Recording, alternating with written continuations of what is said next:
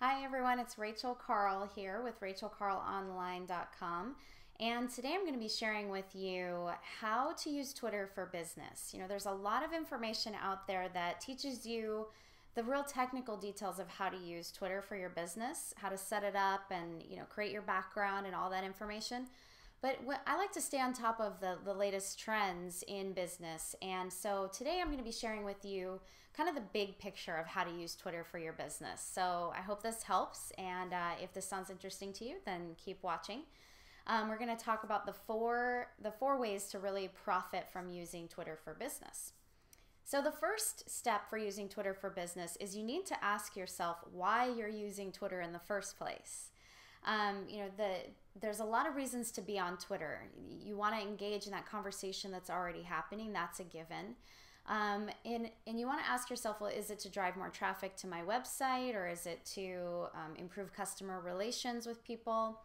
Because if you want to drive traffic to your website, you need to keep in mind that the community and the culture of Twitter is it's all about having that conversation with people, and that's a two-way conversation. So if you're just putting a lot of tweets out there that are links to your website, you're definitely going to get people clicking on those links, but you're missing out on the unique opportunities that are available because there's so many other opportunities that are available on Twitter.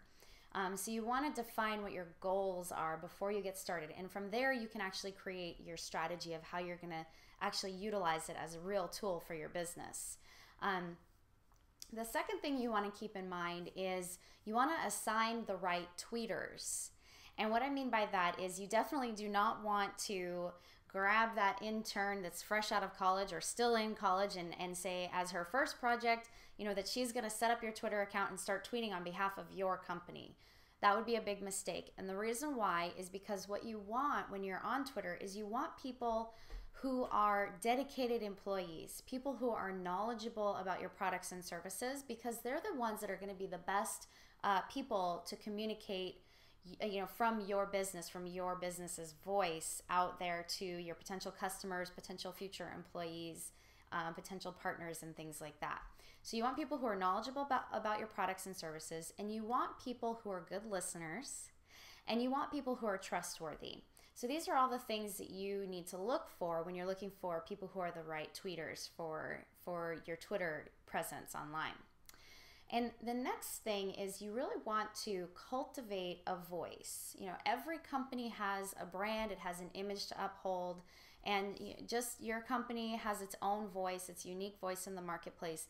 And when you're on Twitter, you really want to cultivate that voice, and you want to give it a human element to it. It can't just be just a company that's kind of out there pumping out information to people.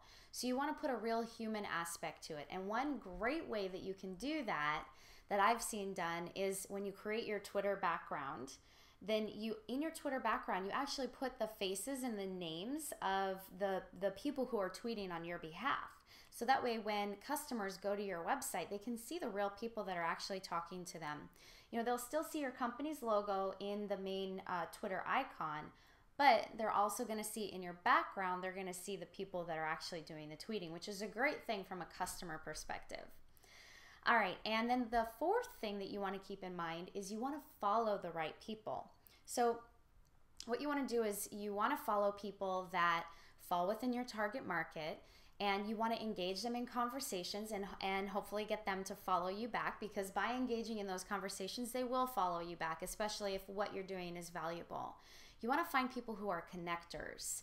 And those are people who can connect you with other people that are out there, and they're people who have a big audience already. So by them putting you in front of their audience, now they're connecting you with a broader market, or reinforcing an image that you already have going online for you.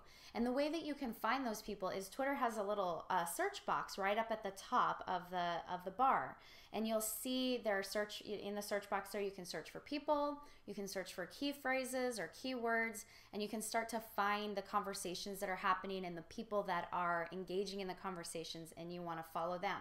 And you definitely want to delete, block, and get rid of anybody who is spamming or anyone who's putting adult content out there, unless that happens to be your industry that you're in. But otherwise, you want to stay away from following people like that. And you really want to have fun. Now, I'm wearing, I don't know if you can see it, I'm wearing a MailChimp t-shirt here. And the reason I'm wearing this is part of the Twitter conversation, because I used MailChimp and I engaged with them in a conversation on Twitter, and now I have this t-shirt that they sent me. It was free. So this is another example of a company that's doing Twitter right, and it's not because they're giving out free t-shirts, but if you actually go to MailChimp's Twitter feed, I think their Twitter handle is @MailChimp, and you go visit them on their Twitter page, you'll see that they're really interacting with their customers through Twitter, and people are using that as a way to solve problems that they might be having with their MailChimp account, and so they're really doing it right. And the other thing that's just as a summary of all this is you want to make sure that you have fun. So it doesn't mean you're cracking jokes and things like that. You just want to have fun. You want to, put a smile behind everything that you say on Twitter, because that's what it's all about, this human experience. It's about having fun, and people want to have fun. They don't want a bunch of seriousness. You can still be professional and have fun at the same time. So I hope you found this useful, and you can visit my channel, Rachel Karl Online on YouTube. Please comment below if you found this useful, and let me know if there's more stuff that you want to learn about Twitter, and I'll put out more videos for you about Twitter or social media related things. I really want to hear your comments. So go ahead and comment below on this video. Thanks a lot for watching, and have a great day.